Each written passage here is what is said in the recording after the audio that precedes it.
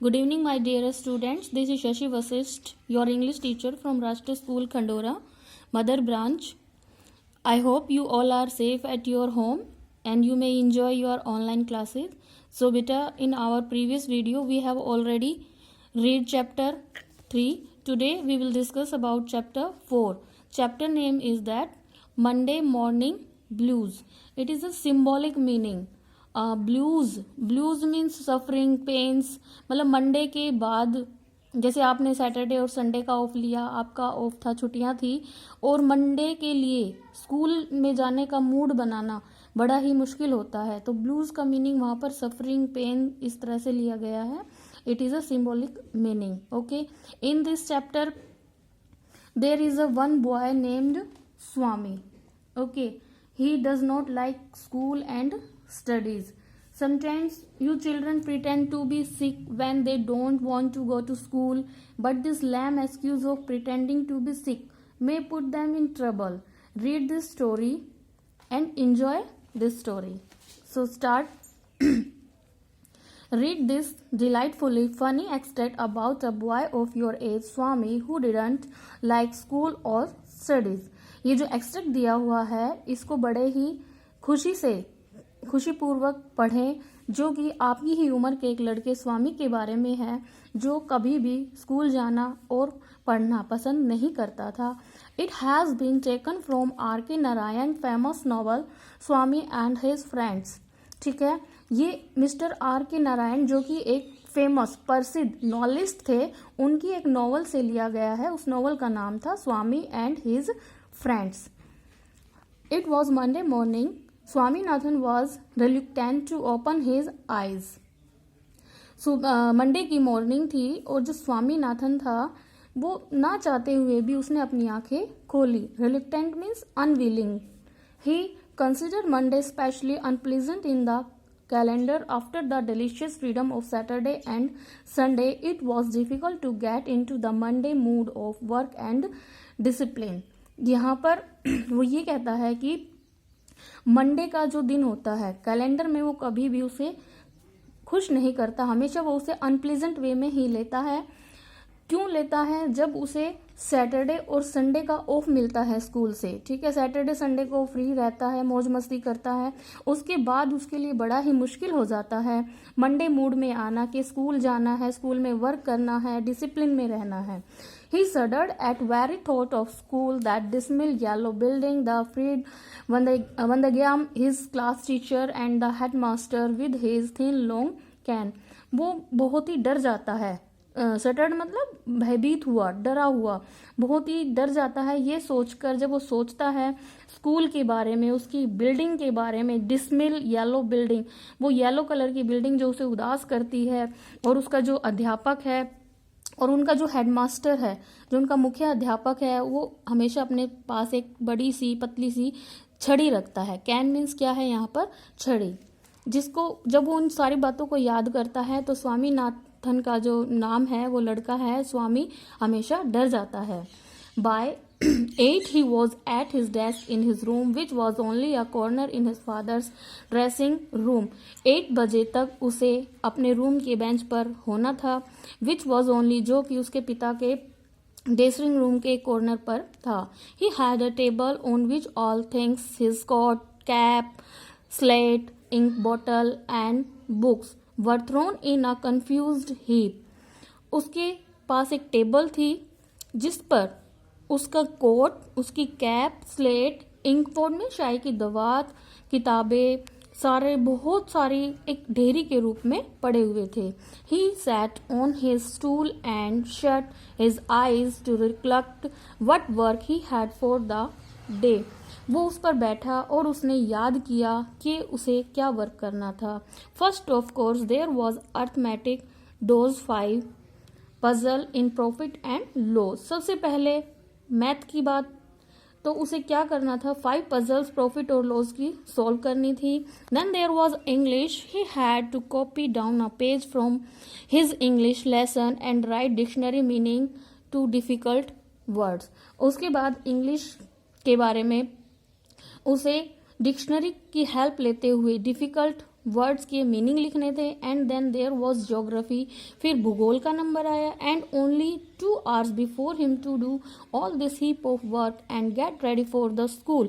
अब उसके पास केवल ओनली 2 hours बचे थे, 2 ही घंटे बचे थे, जिसमें कि उसे इतना ढेर सारा वर्क भी करना था और स्कूल के लिए भी तैयार होना था। It was then that he decided that he would miss school day, और फिर उसने डिसाइड किया कि वो स्कूल डेज को आज मिस कर देगा। क्यों मिस कर देगा? क्योंकि उसके पास बहुत सारा वर्क था जो उसका इनकम्प्लीट था, टाइम से उसने वर्क किया नहीं था, और सैटरडे और संडे के ऑफ के बाद वो मंडे स्कूल जाने के मूड में नहीं आ पा रहा था, वो अपने आप को प्रिपेयर नहीं कर पा रहा था। Swaminathan spent 5 minutes rubbing his eyes red and then complained of headache. Swaminathan ने 5 मिनट तक अपनी आंखों को रब किया, रगड़ा, और फिर उसने हेडेक का बहाना बना दिया, कंप्लेन की कि सिर दर्द हुआ उसको। His father felt his temples and said that he would be all right if he dashed little cold water on his forehead. Forehead means क्या होता है यहाँ पर? माथा, ठीक है, और टेम्पल्स मीन्स होता है कनपटी। तो उसके पिता ने उसकी कनपटी को देखा, महसूस किया, और क्या कहा? ठीक हो जाओगे अगर तुम अपने माथे पर थोड़ा सा ठंडा पानी रख लेते हो। Yes father, Swaminathan sad and went out. Swaminathan ने कहा ठीक है पिताजी, और वहां से वो चला गया।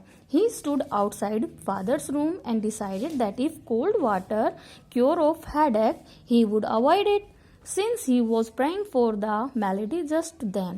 ठीक है, अब वो बाहर खड़ा हो गया अपने पिता के रूम के पास, और उसने डिसाइड किया, उसने निर्णय लिया कि यदि ठंडा पानी उसके सिर दर्द को ठीक कर देता है तो वो उस चीज को अवॉइड करेगा। उसे ठीक थोड़ी ना होना था, उसे तो बीमार ही रहना था। Since he was praying for that malady just then, वो प्रे कर रहा था कि उसे तभी बीमारी हो जाए, वो बीमार हो जाए। He went in and asked father did you से कोल्ड वाटर। वो अंदर गया और उसने अपने पिता से कहा कि आपने ठंडे पानी लगाने के लिए कहा। यस, हाँ, but don't you think it will give me pneumonia और समथिंग। लेकिन क्या आप नहीं सोचते कि वो मुझे निमोनिया कर देगा और समथिंग कुछ और हो जाएगा? निमोनिया ये भी एक बीमारी होती है, ठंड के कारण होती है। I am also feeling feverish, और मुझे बुखार जैसा भी महसूस हो रहा है। Father felt his pulse and said now run to school and you will be all right. Father ने उसकी पल्स को चेक किया और कहा तुम बिल्कुल ठीक हो जाओगे, जल्दी से दौड़कर स्कूल चले जाओ। मतलब यहाँ पर उसके पिता ने उसके किसी भी एक्सक्यूज को नहीं माना। It was easier to squeeze milk out of a stone than to get permission from fathers to keep away from school. बड़ा ही आसान है किसी स्टोन से मिल्क निकालना बजाय के इसके कि पिता से उसे परमिशन मिल जाए स्कूल से छुट्टी लेना। He whispered into his granny's ear, Granny, even if I die, I am sure father will insist on sending my corpse to the school. अब वो क्या कहता है? विस्पर्ड मीन्स होता है कानों में धीरे से बोलना। अपनी दादी माँ के कान में धीरे से बोला कि दादी माँ, अगर मैं मर भी जाऊं तो मुझे विश्वास है कि मेरे पिताजी मेरे मृत शरीर को, कॉर्प्स मतलब क्या होता है? मृत शरीर के, मेरे मृत शरीर को स्कूल भेजने के लिए जिद करेंगे। इंसिस्ट मतलब जिद करेंगे। ग्रैनी प्रोटेस्टेड वैम्थली अगेंस्ट हिज दिस सेंटिमेंट। अब दादी माँ ने उसके पिता की इन भावनाओं के अगेंस्ट थी। प्रोटेस्टेड मतलब विरोध किया, मतलब उसकी बात को नहीं माना। आप भी कभी ऐसे ही करते होगे ना कि आज छुट्टी करने का मन है, स्कूल नहीं जाने का मन है, तो बहाना बना लेते हो। Granny, a terrible fever is ragging with me and my head is splitting with headache, but yet I mustn't keep away from school. वो दादी माँ से कहते हैं, दादी माँ, एक टेरिबल, एक बहुत ही तेज बुखार मेरे अंदर हो रहा है और मेरा सिर भी चकरा रहा है दर्द की वजह से। बट यट, लेकिन फिर भी, I must keep away from school, मुझे जरूर ही स्कूल से दूर रहना चाहिए। Granny said, don't go to school. Then she called mother and said, this child was fever, why should he go to school? Granny ने कहा स्कूल मत जाओ, और फिर उसने उसकी माँ को बुलाया और कहा बच्चे को बुखार है तो इसे स्कूल क्यों जाना चाहिए? Has he, mother asked anxiously and fused over him. She felt this body and said that certainly he had a temperature. उसकी माँ ने उसकी बॉडी को चेक किया और अचानक उसे लगा कि उसको टेम्परेचर बढ़ गया, तापमान बढ़ गया. Swaminathan said pathetically, give me milk or something, mother. It is getting late for school. और स्वामीनाथन ने कहा कि माँ मुझे दूध या कुछ और दे दो और मुझे स्कूल जाने में लेट हो रहा है. Mother quoted the virtuous proposal. Swaminathan faintly said, but father may not like it. अब माँ ने उसकी इस बात को क्या किया, विरोध कर दिया कि नहीं तुम स्कूल नहीं जाओगे. फिर स्वामीनाथन ने कहा क्या पिता इस बात को पसंद करेंगे? She asked him to lie down on the bed and hurried along to the father's room. उसने उस लड़के को कहा कि तुम बेड पर लेट जाओ, बिस्तर पर सो जाओ, और वो तेजी से पिता के रूम की तरफ दौड़ी. She stepped into the room with the declaration, Swami has fever and he can't go to school. वो रूम में आगे बढ़ी ये कहते हुए कि स्वामी को बुखार आ गया है and he can't go to school. वो स्कूल नहीं जा सकता. Did you take his temperature? क्या तुमने उसका तापमान मापा? Not yet. नहीं, अभी तक नहीं. It doesn't matter if he misses school for a day. कोई फर्क नहीं पड़ता अगर वो आज स्कूल मिस कर दे.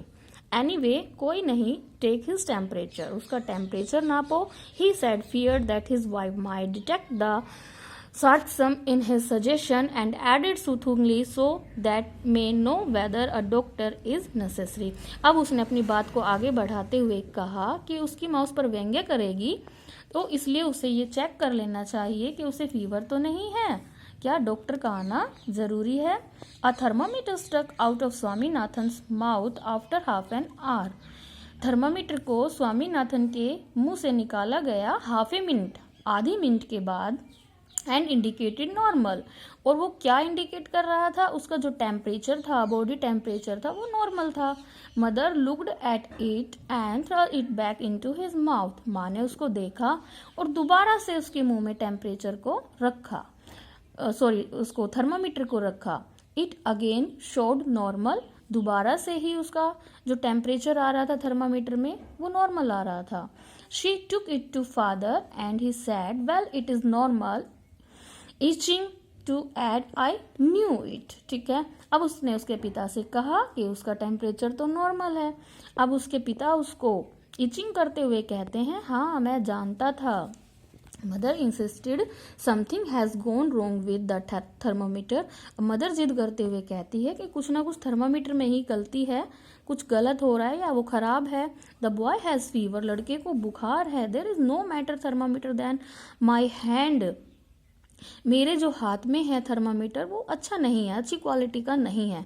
I can swear that he has 102 now, मैं ये कसम उठा के कह सकती हूँ कि उसको कम से कम 102 टेम्परेचर है, बुखार है.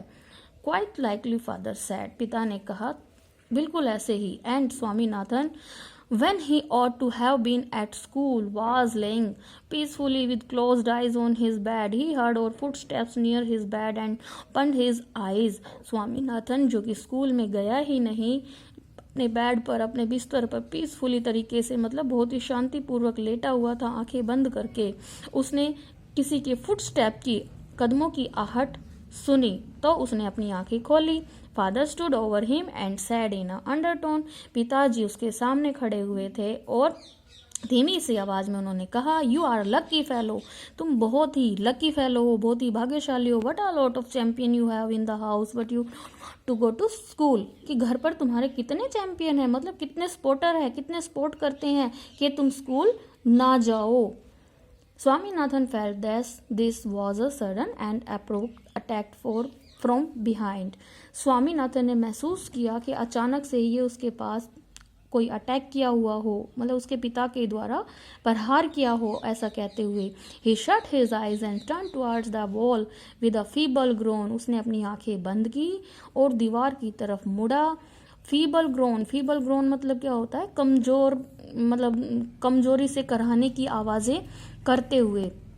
By the afternoon he was already having a bad शोर, और आफ्टरनून तक, दोपहरी तक उसके पूरे शरीर में दर्द हो गया था। बैड शोर मतलब क्या होता है कि मतलब बिस्तर पर लेटे लेटे कुछ, laying on a bed for a long time, tender spot, छोटे छोटे धब्बे से हो जाते हैं दर्द, रेडिश से आ जाते हैं, दर्द होने लगता है। तो दोपहर तक वो लोटे लोटे परेशान हो गया था बिस्तर पर और उसको दर्द होने लगा था। He dreaded the prospect of staying in bed through the evening. Never again would he give such an excuse to miss the school. और अब उसको अकल लग गई थी, उसने निर्णय ले लिया था कि कभी भी वो स्कूल ऐसे मिस करने का कोई भी बहाना नहीं बनाएगा। तो बेटा हमेशा आपको पढ़ाई की ओर अग्रसर रहना चाहिए, कभी भी आपको इस तरह से कोई बहाना नहीं बनाना चाहिए कि आप स्कूल ना आए। स्कूल की एक भी क्लास आपको मिस नहीं करनी चाहिए। ये आप वीडियो देखेंगे और वीडियो देखने के बाद यहाँ पर कुछ आपके लिए क्वेश्चंस दिए हुए हैं, इन क्वेश्चंस को आप अपने लेवल पर सोल्व करेंगे और मेरे पास भेजेंगे। I hope you all have enjoyed this video. It is a very interesting story, and solve this puzzle and send to me.